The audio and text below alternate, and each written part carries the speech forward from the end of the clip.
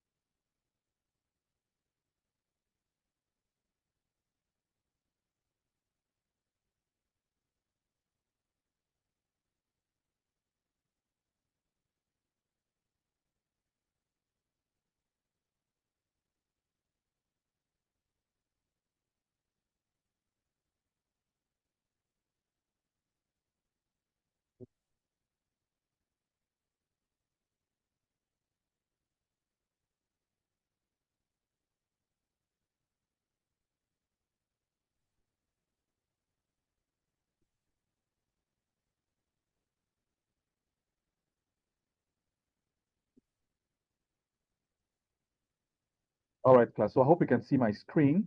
So this is an example of a multiple choice question. Okay. So here's an example of a multiple choice question. Now remember, in IELTS, there are three types of multiple choice questions. Okay.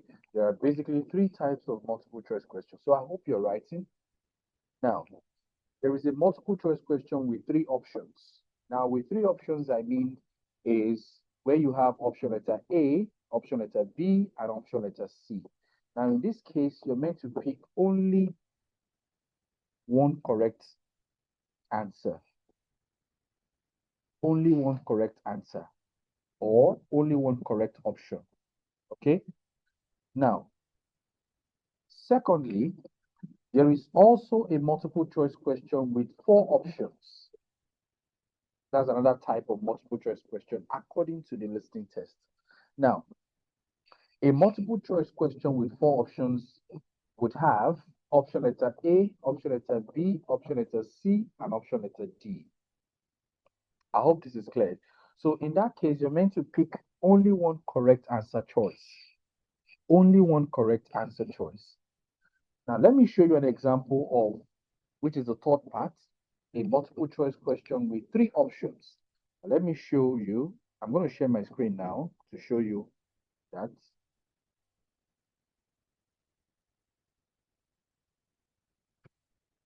Let me show you a multiple choice question with five options. At least you'll be able to see how it looks like in the listening test. All right, so I'm sharing that right away. Now, this is a multiple choice question with five options. Okay, this is a multiple choice question with five options. Now, usually for a multiple choice question with five options, excuse me, let me mute Faith. Okay, yeah, all right, she has been muted so that she doesn't distract us. So this is an example of a multiple choice question with five options. Okay, example of a multiple choice question with five options. So in this case, it will be clearly stated. For example, question 11 and 12. Choose two letters, and you're choosing these two letters from letter A to E. So that simply means that a multiple choice question with five options will have from letter A to E. So that means you have letter A, letter B, letter C, letter D, and letter E, five options. And then you're expected to pick two correct answer choices. Don't forget. Two correct answer choices. Don't forget. Two correct answer choices. All right. And now, when you're choosing these two correct answer choices, the order of arrangement does not matter. The order of arrangement does not matter. Let me explain what I mean by that. Now, what I mean by the order of arrangement doesn't matter is that now, the answer for question number 11 can be letter E, while the answer for question number 12 can be letter A. Ideally, A is supposed to come before E, all right? But if you have it as question number 11 having the answer of letter E and question number 12 having the answer of letter A, it doesn't matter at all. Why? Why doesn't it matter? Because it is only a single letter A that we have. We don't have double letter A. We don't have double letter E. It's only just a single letter E that we have. All right. So you would definitely have that correctly. I hope this is clear to you. So please don't forget. Let me quickly take a recap. At least for those that are joining, we have 17 participants now. All right. So we're moving straight to the question types in the listening tests. And I said that the first aspect to which I'll be looking at in these question types are, first one is the multiple choice question. Now, according to IELTS, there are three types of multiple choice questions in IELTS. The first one is called, okay, a multiple choice question with three options, whereby you have option letter A, B, and C. And you're meant to pick only one correct answer choice. Then we also have a multiple choice question with four options, all right, such as the A, B, C, and D. And what you're expected to do is to pick only one correct answer choice. Now, the last one is a multiple choice question with five options, whereby you're expected to pick two correct answer choices, okay? And the order of arrangement doesn't matter, which I've just explained not quite long. All right, so if that is clear, now let's proceed to the strategy. Now, concerning the strategy for multiple choice questions, okay, concerning the strategy for multiple choice question, now what you need to do, very, very important is this. Now, when you read each question, okay, when you read each question, by question I mean, let me give an example. Look at the first one, question 11 and 12. Which two changes have been made so far during the refurbishment of the theater? Now, and looking at that question, you need to hold on to some keywords. What are those keywords?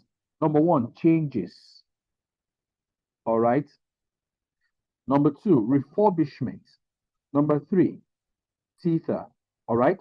Now, what that simply means is that examiner would most likely, out of these three keywords, make changes. I mean, switch vocabulary or tweak the vocabulary. Okay. For example, changes might be, you may hear changes as improvement. Okay.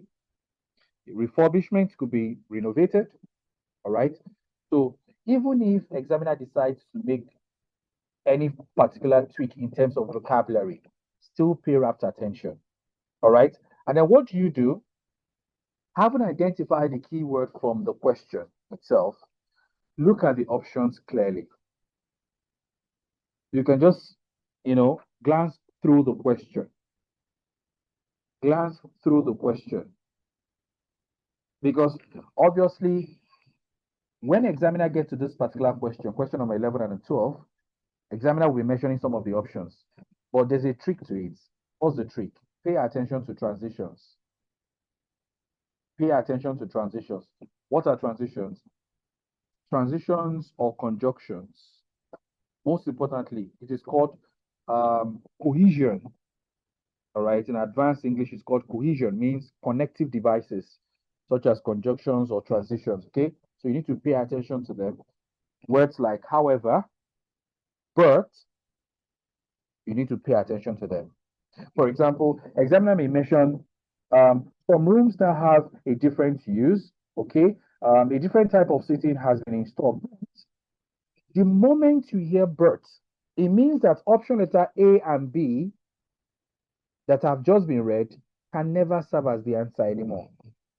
Why? Because that but invalidates the initial two. It invalidates A and B. Now you pay attention to the subsequent ones clearly.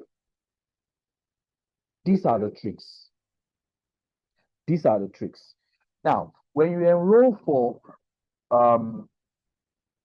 the tutorial class, the proper tutorial class that ACE Education will be taking, all right, I will personally introduce a software that has the same interface as the exam itself, and it is self-graded. Now, this interface, we've actually we usually upload questions that test takers attempt on yearly basis. We update questions there. So you have access to those questions and you'll be able to attempt them. I remember, like I said, it is self-graded, meaning that once you're done with the listening test, it will grade you automatically. You will see the score, you will see the band score. If you want to review, you will see there. If you want to check for explanation, you will see there. So it has been programmed basically. And remember that this is a free class. Okay. So I won't go to that extent of exposing you to that. But when you enroll for that particular paid class, then we can now tell you. But then what I can do to help for some of you that want to practice, I can personally send to your email. All right. I can send about 40 official IELTS materials where you also have access to these ones I'm sharing on the screen. Okay. PDF materials, videos, I can share all those ones for free.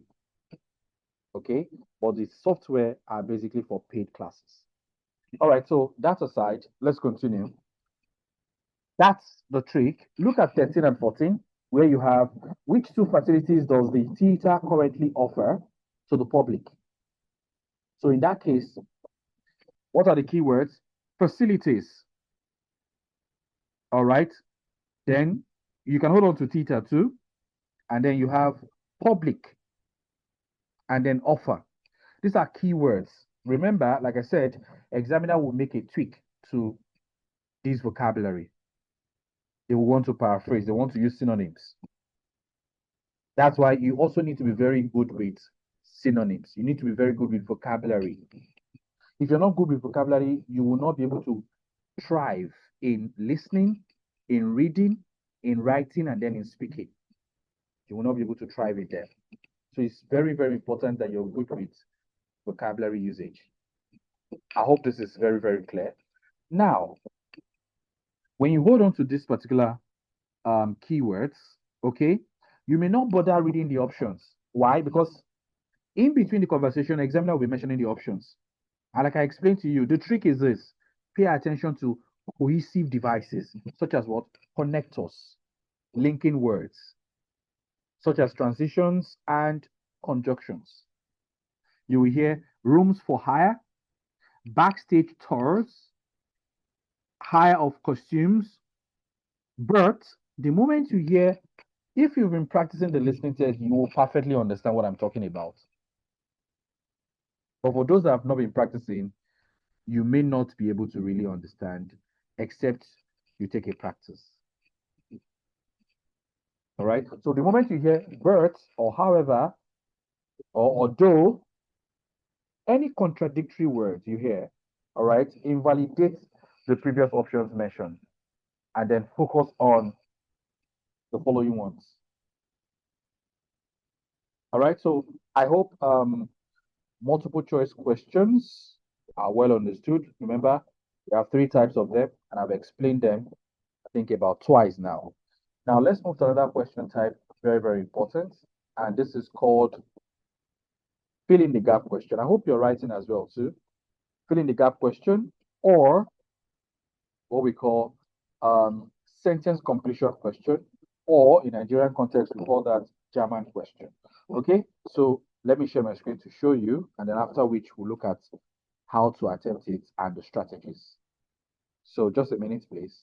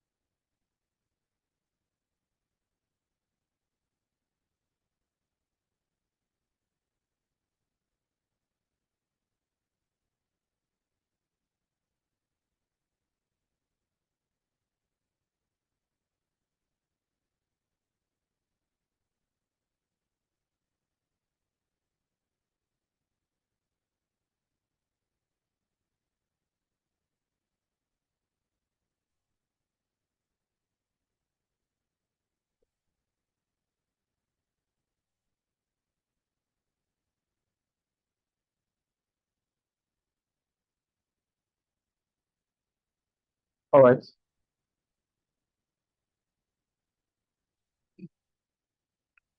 So this is an example of a fill in the gap question. This is an example of a fill in the gap question, and I think you may be familiar with this slide. And this is a fill in the gap question. It's a sentence completion question. And remember, by sentence completion, we mean that ordinarily the sentence is incomplete. All right, meaning that there is a blank. All right, either at the beginning, just as number one is, and number two, okay, or either in the middle, just as number three, question number three is. I hope you can see. Let me try to, yes, I'm trying to increase it. I hope you can see it very well, okay?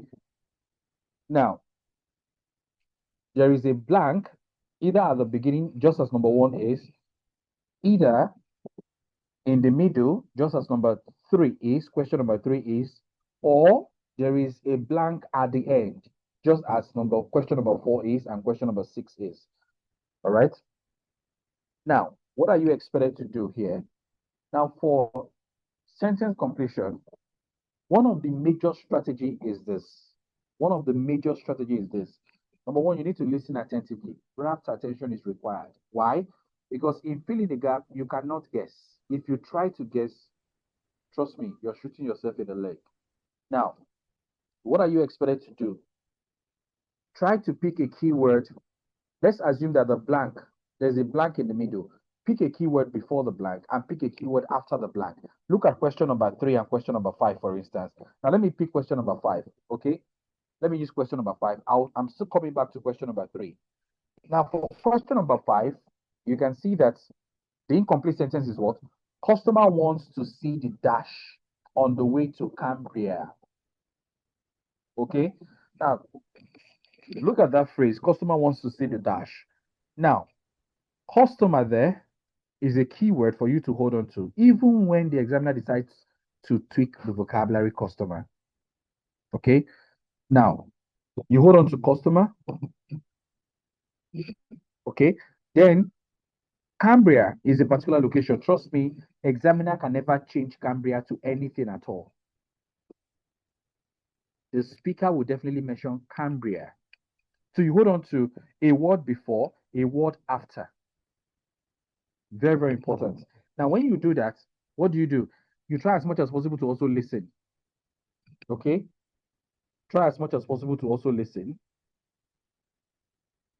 Now, another thing is, while you're listening, pay attention to what the answer is likely to be. You can make a guess too. I keep mentioning that when you're answering listening question, have the ability to predict. For example, look at number five. Customer wants to see the dash. What do they want to see? What does customer wants to see? The dash on the way to Cambria.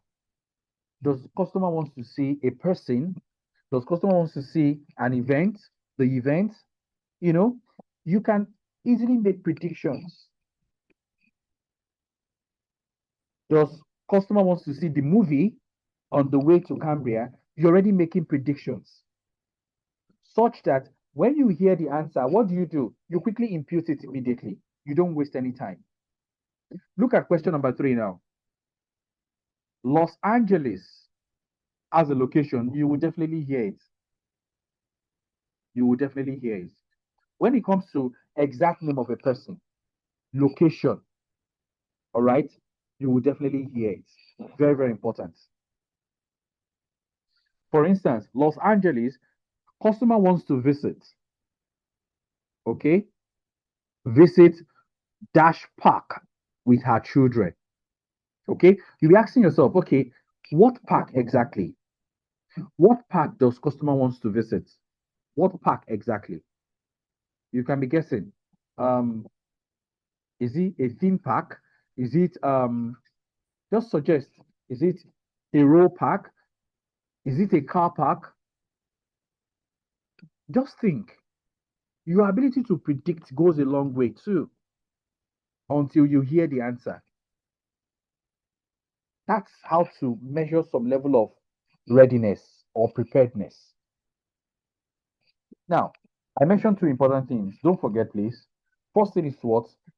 Pay rapt attention when you're doing fill in the gap question or sentence completion question. Pay rapt attention.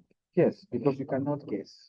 Secondly, if it's a fill in the gap question in which the blank occurs in the middle, all right, pick a word before, pick a word after. Very, very important. And then pay attention to. You will definitely hear the answer. You will definitely hear the answer. Very, very important. As I'm explaining it to you, I'm also telling you the strategies to apply. Now, I hope this question type is very, very clear. The next one is matching features. Ensure you're writing them down, excuse me. Ensure you're writing them down in your notebook. Matching features. Matching features. That's the next question type we're looking at. Matching features. I'm going to show you a sample to that of a matching feature question.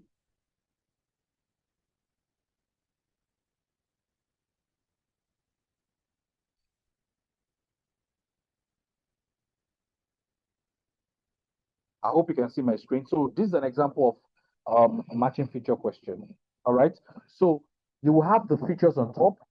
What are the features? The one that has A, B, C, D, E, F, and G. All right.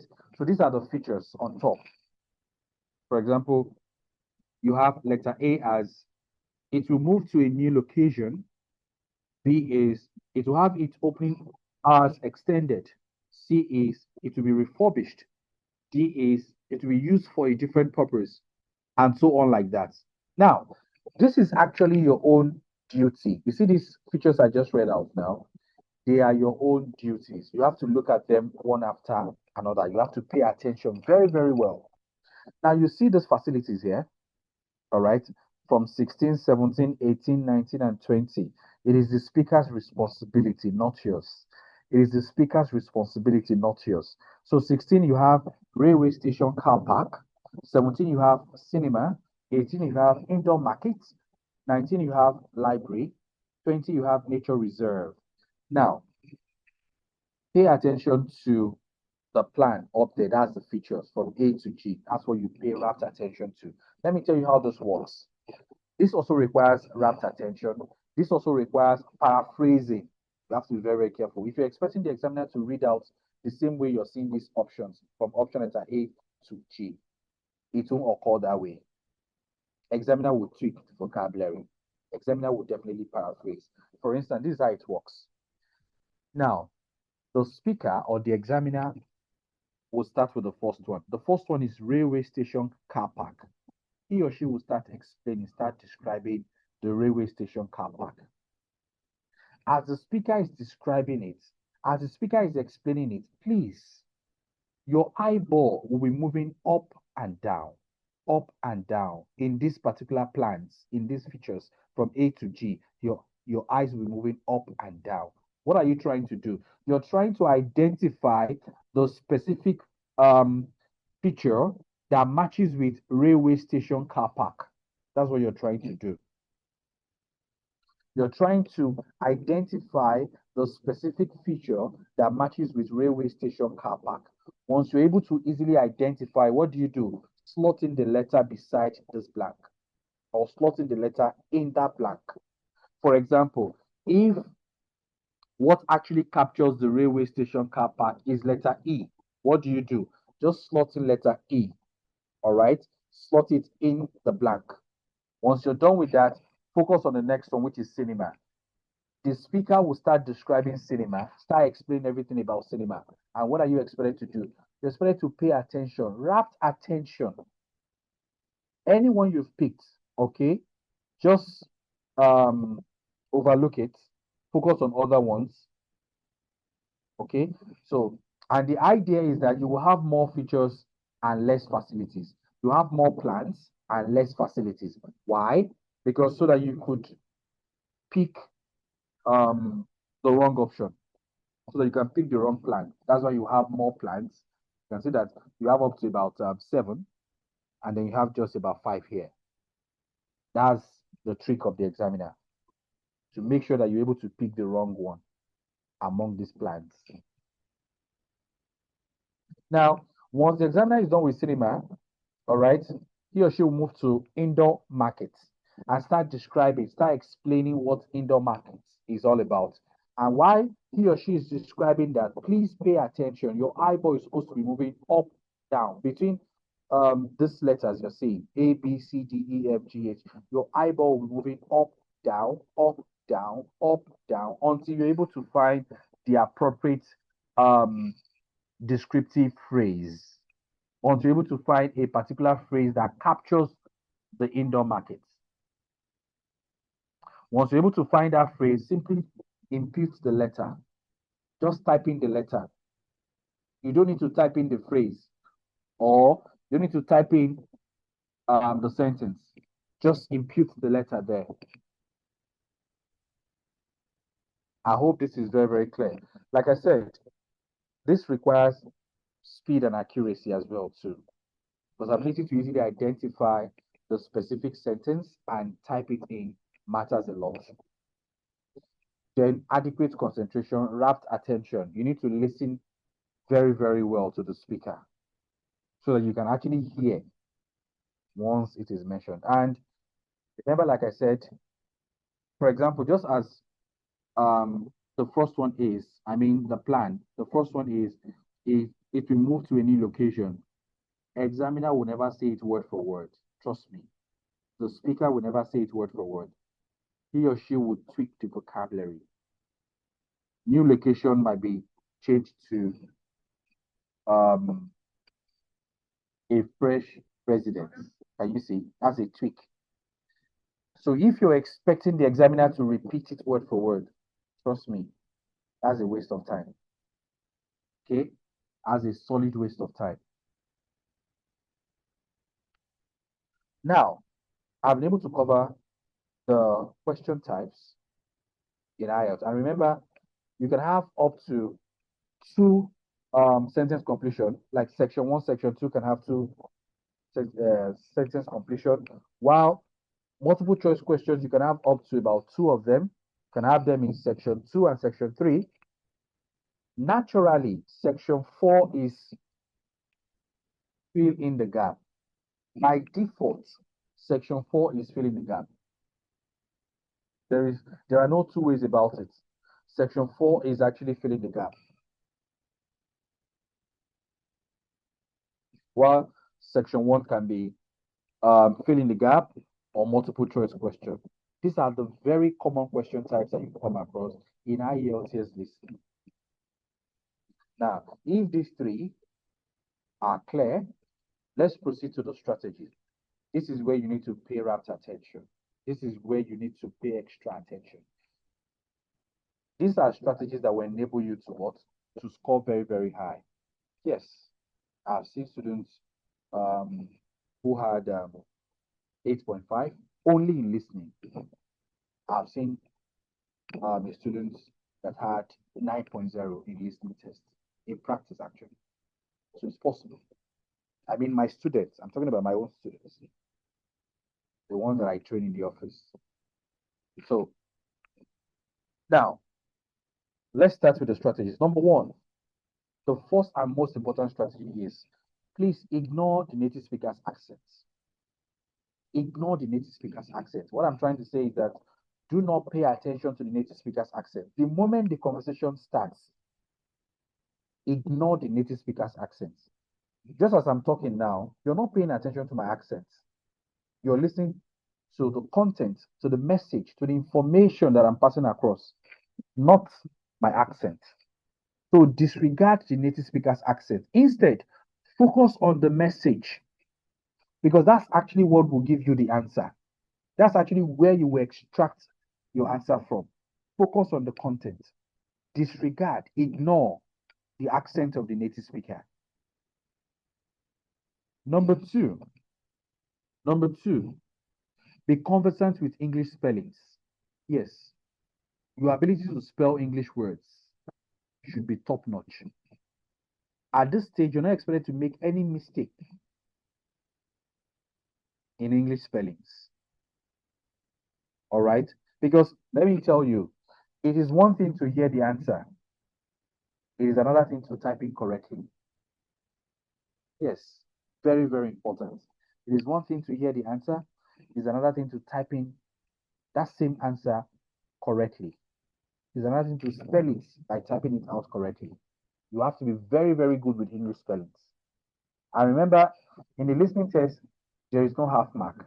Even if it's just one letter, even if it's just a letter, once it's wrong, it is wrong. The next strategy, turn on the cap lock. The moment you start the listening test, turn on the cap lock till you're done with the listening test. And this cap lock switch is only applicable to listening test. You cannot use it for writing. You can't use it for writing. And some may ask, what is the essence of turning on the cap lock? Because of proper nouns. Because of proper nouns. That's the essence of turning on the cap lock. For instance, if you're to write a specific name of a person, let's say Johnson, and you start with small letter J, despite the fact that the spelling of the word Johnson is correct, for the fact that you started with small letter J, the answer will be wrong. So it is important for you to turn on the cap lock. If you're to write a specific name of a country, Canada, for instance, and you start with small letter C, despite the fact that you got the spelling correctly, but you started with small letter C, the answer will also be wrong. Any subject in this world, physics, chemistry, mathematics, any subject at all, you must start with a capital letter. These are examples of proper nouns that I'm giving you, and that's the essence of turning the cap lock on.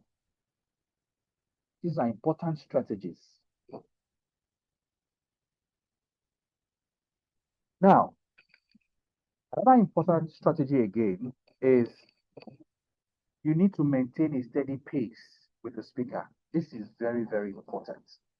You need to maintain a steady pace with the speaker. Ensure you're writing this down the way I'm saying it, because I'm sharing these strategies based on what we have seen over the years. You need to maintain a steady pace with the speaker. Let me explain further so that you understand. What I mean by maintaining a steady pace is, if the speaker is in question number 4, please be in question number 4 as well. Also, as the speaker is moving from question number 4 to question number 5, ensure you're moving likewise. If it is possible, be some seconds ahead of the examiner. Be some seconds ahead of the speaker. Now, imagine a situation whereby the speaker is in question number 4 and you are still in question number 3. What do you think will happen? You will find it very, very difficult to catch up with the speaker. By the time the speaker moves to question number 5, you're struggling to meet up. And by that, you're missing out in some questions. Maintain a steady pace. Maintain a steady pace. Very, very important. This is one of the very powerful free lecture you can have anywhere. Maintain a steady pace with the examiner. Like I said, if it is possible, be some seconds ahead of the examiner. Be some seconds ahead of the speaker.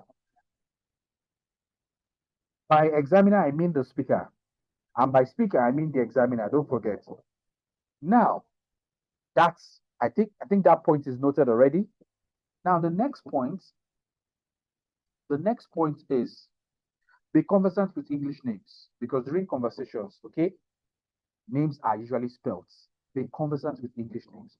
So usually when a name is spelled, all right, you are expected to type in the letters accurately. No room for any mistake. When a name is spelled during the listening test, you are expected to type in the name accurately. Letter J, you type it. Letter A, you type it. You don't mix any letter. If you do, there's a problem. I hope you're noting this strategy. It's very, very important. Another important strategy is Adhere strictly to instructions.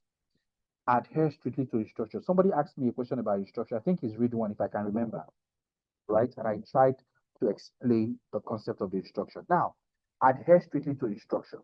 Now, remember, when it comes to instruction, you're supposed to pay attention so much. Like I said yesterday, that's the first thing you would read. Read the instruction. Read the instruction. Apart from just reading the instruction, understand the instruction. Know what you're supposed to do. It is one thing to read instructions, another thing to understand and know what you're supposed to do. Now, if you're asked, write no more than 3 words. Write no more than 3 words. That main clause already tells you that what? That your answer, your response should not exceed 3 words. Then there's a further instruction, which is what? And or a number for each answer, which means in some cases, there will be a what? There will be a number. In other cases, a number might not be required. And bear it in mind that when you're asked to write no more than 3 words, it doesn't mean that 1 word will not serve as your answer. 1 word can equally serve as your answer. 2 words can equally serve as your answer. The maximum should be 3 words. Don't forget. And if you have a compound word, remember to hyphenate it. Very, very important. How do you derive compound words? A prefix and a root word will form a compound word. For example, self-respect, self-reliance, self-improvement. You have a compound word. Another way, compound word, lieutenant general, compound word, hyphenate it. Attorney general, hyphenate it. Very, very important. Father-in-law, hyphenate them. Very, very important. If you don't hyphenate, this is an English language class. If you don't hyphenate it, examiner would actually ring it during exam time.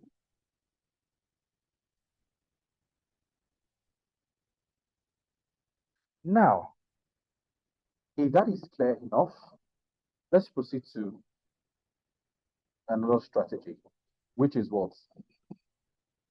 Be mindful of paraphrases.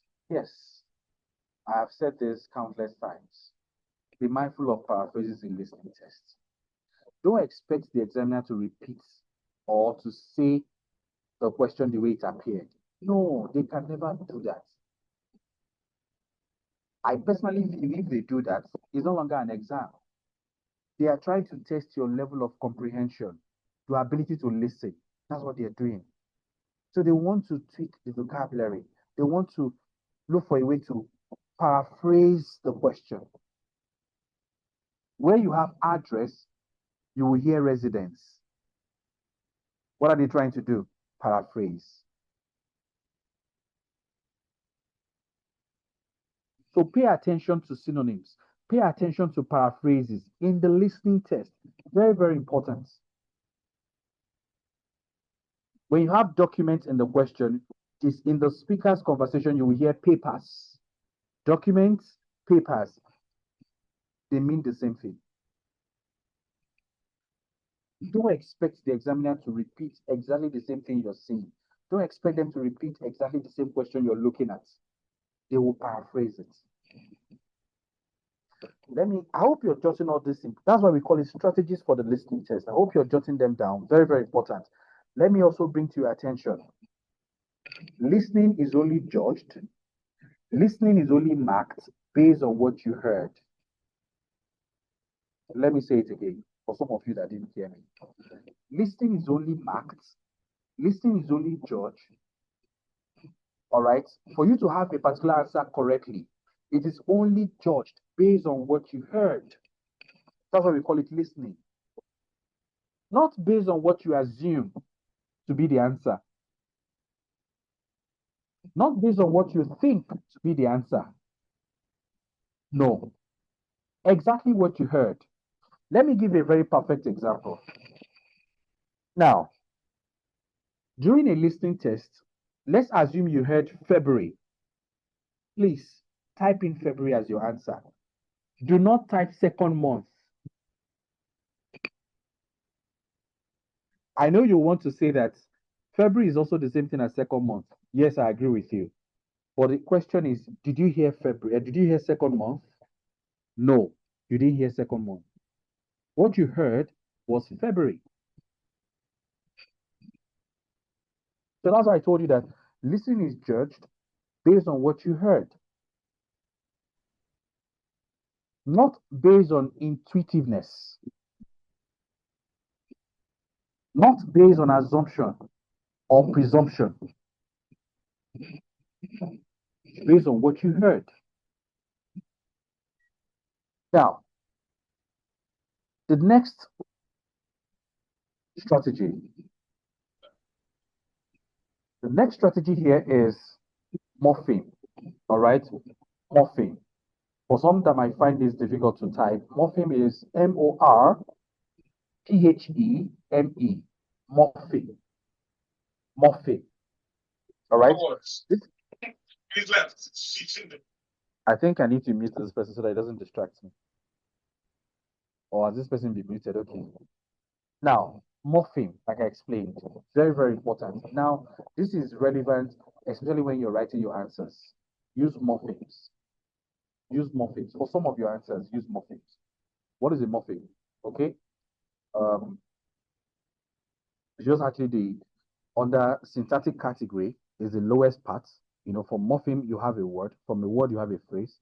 From a phrase, you have a clause. And from a clause, you have a sentence. So morpheme is actually the lowest grammatical units. Okay, so morpheme is just a letter, basically, right? Just a letter that you attach to a root word. That's morpheme. Now, a group of morpheme will form a word. A group of words will form a phrase. Another word for phrase is called a group. A group of phrases will form a clause. A group of clauses will form a sentence. All right. So here, what we're looking at basically is a morpheme. So a morpheme is just a letter that you attach to a root word. For example, if I have B-O-Y-S, now the B-O-Y is the root word. That's the main word itself. It has a lexical entry. You can find it in the dictionary. The S attached to it doesn't have a lexical entry at all. It's just a morpheme. And the function of that morpheme is plurality. It indicates plural. So now, how is this relevant to listening test? Now, for some of your answers, most especially if you're struggling to know whether the word is singular or plural, ensure to use morpheme. Try to use morpheme. Let me give you a perfect example. If I'm listening to a conversation and then one of the speakers said documents, all right?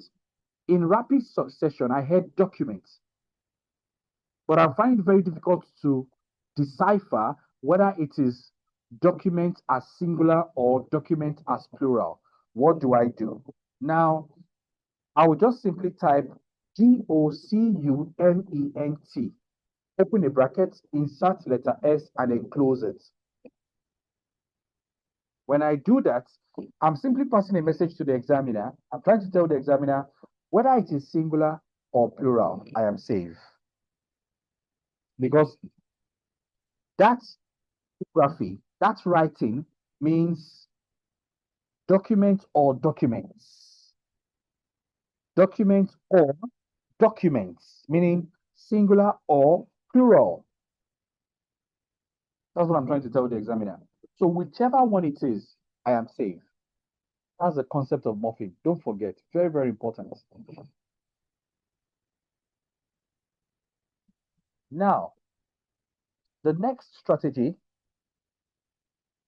in the listening test, the next strategy is called skipping, question skipping. Now, this is very, very common when it comes to section 3 and section 4. Examiners are very, very smart.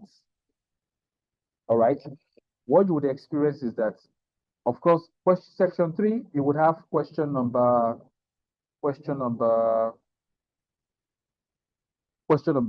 21 to 30. So, for example, the examiner would, who is this person, please? Man picking. Can you, let me see.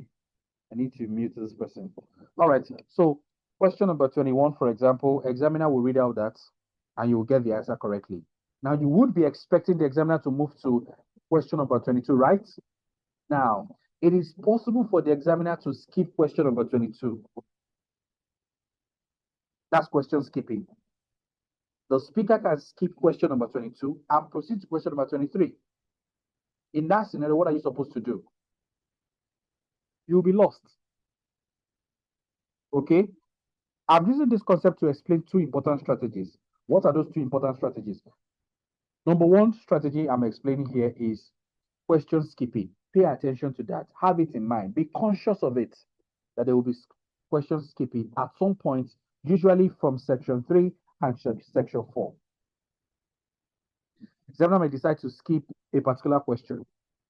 Now, the second strategy I'm explaining in between this is that when you get to section 3 and section 4, instead of focusing on one question, please focus on two questions at a stretch. For instance, when you get to section 3, focus on question 21 and 22. When you're done with question 21 and 22, focus on question 23 and 24. When you're done with question 23 and 24, then focus on question 25 and 26. Pick two questions at a stretch to focus on. Do not only focus on one question because of skipping. So that any moment the examiner skips any particular question, you are aware. And you will evade such trick.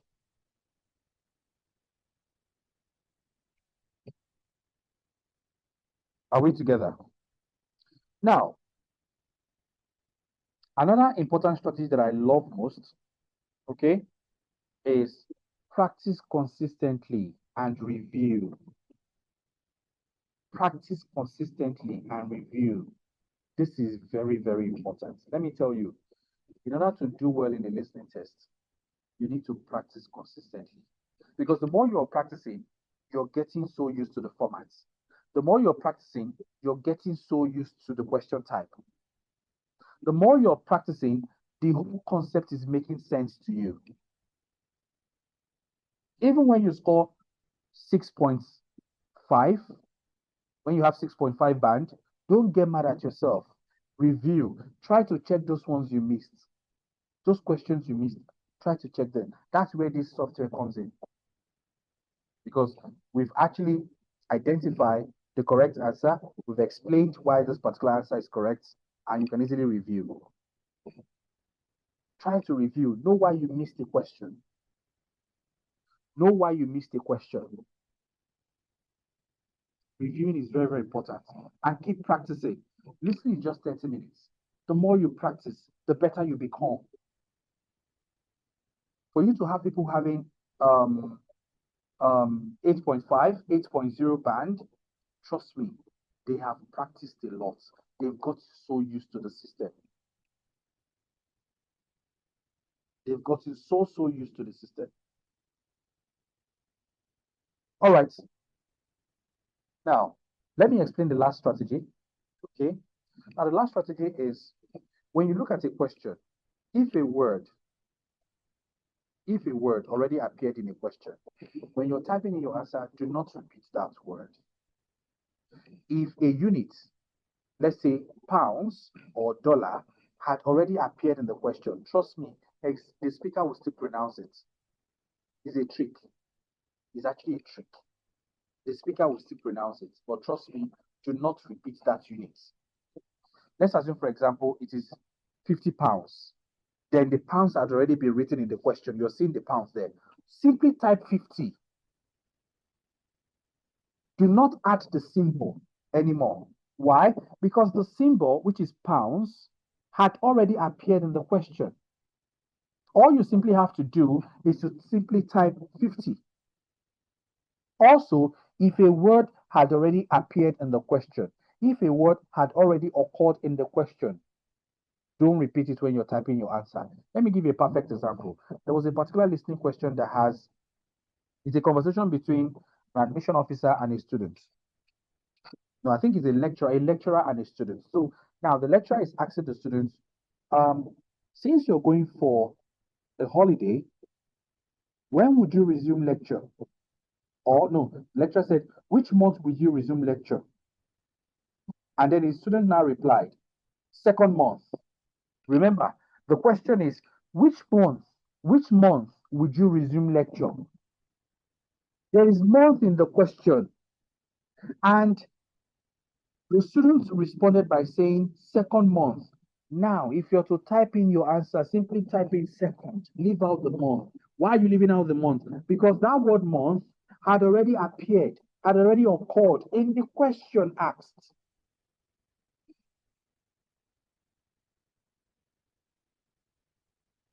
I hope this is very, very clear. Do not make any of this mistake that I'm highlighting as strategies. Don't make them.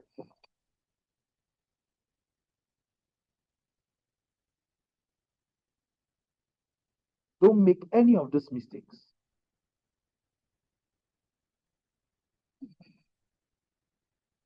All right. So I am done with all the question types and all the strategies, and I believe that you're able to take note of them one after another. Beautiful. If you have any question, please ask me. I will take questions now. I will entertain questions now. If you have any question, do well to ask me. You can type it. Just simply type it. Don't unmute yourself. Just simply type it. I'll read it from here, and then I will respond.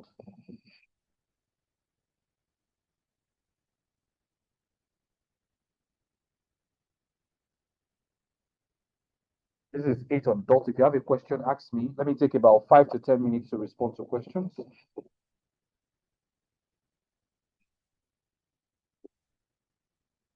And since it's a recorded version, do not ask me to repeat a particular question type. It means you weren't in the class.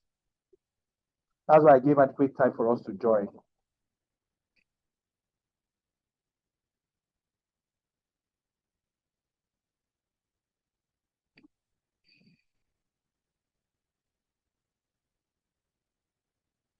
All right, it seems today's lecture is very, very simplified, very direct, and I don't think there's any question.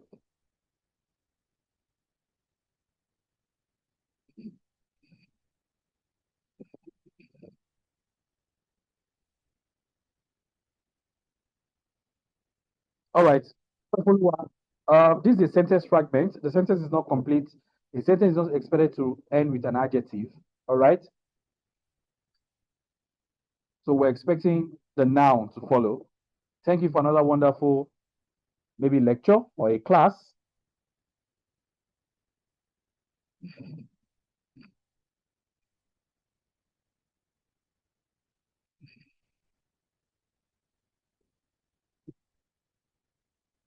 All right. Markwa says is yet to get any of the recorded class. Okay. I think Ace Education would respond to you.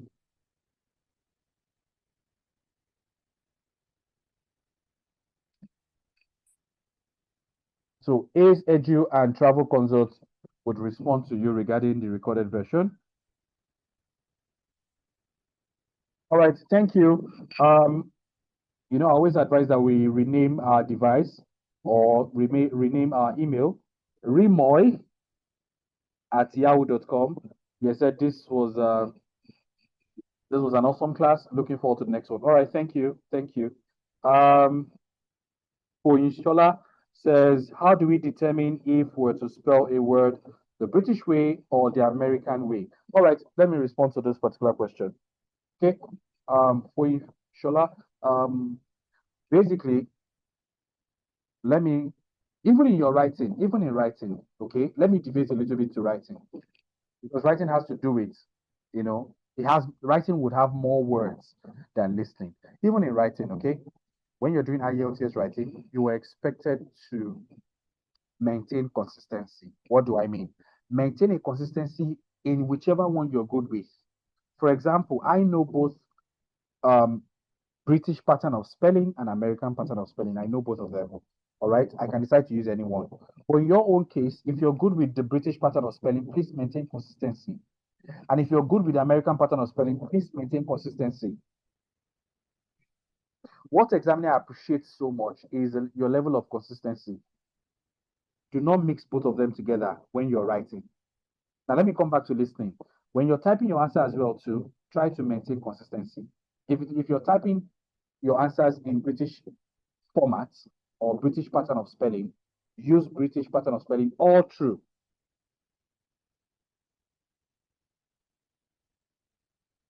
Now, since I haven't seen any question, let me quickly run through them. If you're with your pen, and thank God this is also recorded, so you can have them later.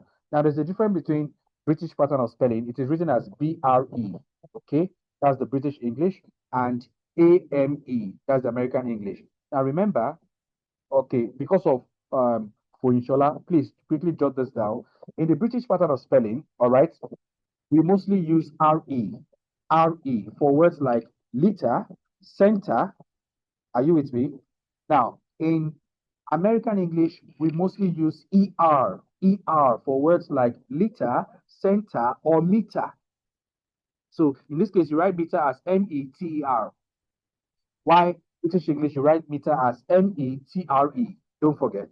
Secondly, in British English, we use OUR for words like color, label, and neighbor. Let's leave it beside you. All right, I hope that's clear. Now let's move to American English. American English, we simply use OR. Yes, thank you, Ridwan. Honor, good. Okay, so in American English, we simply use OR for words like color, honor, okay, label, and the rest of them. Now, the third one, in British English, we basically use ISE, ISE for specialize, capitalize, okay, mobilize, and so on. Now, in American English, what we basically do is that we basically use only IZE for words like capitalize, specialize, and the likes.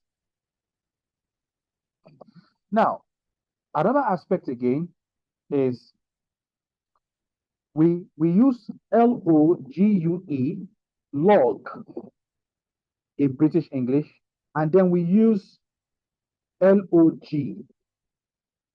for American, for words like catalog, monologue, all right, and so on.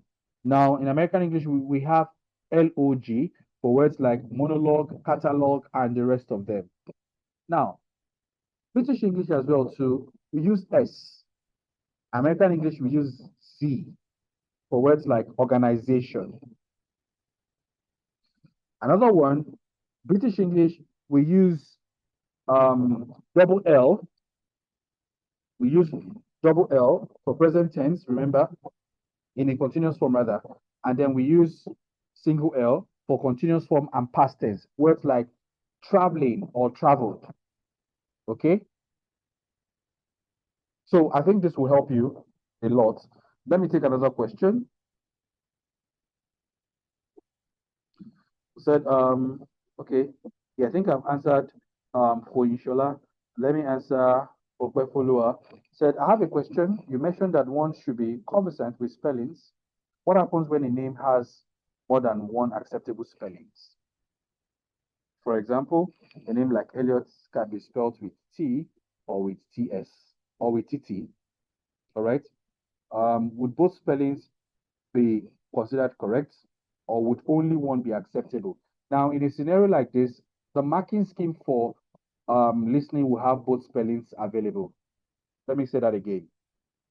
In a case like this, the marking scheme for listening, we have both spellings available. Why would he have both spellings available? Because there's a possibility that a student will spell the first one and another student will spell the second one. So that's why both of them would be available. So that whichever one any student spells, that will be correct. Any other question? Then I have, the recording is ready. You will all be notified, okay? It will be on our YouTube channel. Just hang in there and anticipate. Okay. Yeah, for Kwefuluwa, thank you too. So the two spellings will be made available to the examiner marking the listening test, so that whichever one any student picks, that will be correct. Because we don't discriminate whether British or America, but just maintain consistency all through. Any possible question again? This is 809. Any other possible question? If there is none, we'll call it a night.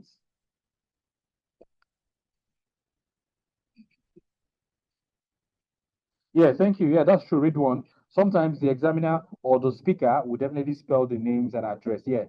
So if it's the name of an address, you will hear it basically. And once you hear it, please type in the spelling correctly. And if it's a name too, type in the exact name correctly.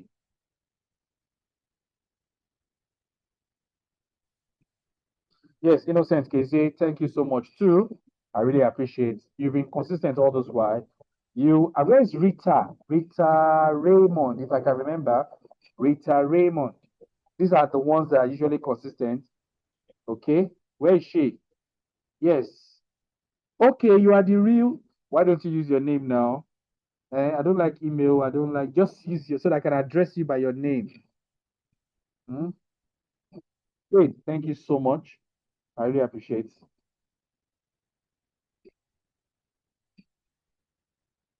Yes, they will specify in the spelling. Read one, that's correct. You'll hear TT, all right?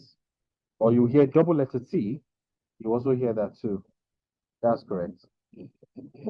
So that means Ridwan has been practicing. I think he's getting along so well with everything I'm teaching from his observation. All right. I don't think there's any more questions. So Thank you so much, everyone, for joining in today. Be reminded that the classes continue tomorrow, and thank you so much, Star Ubina, for taking this with us, for having these classes with us.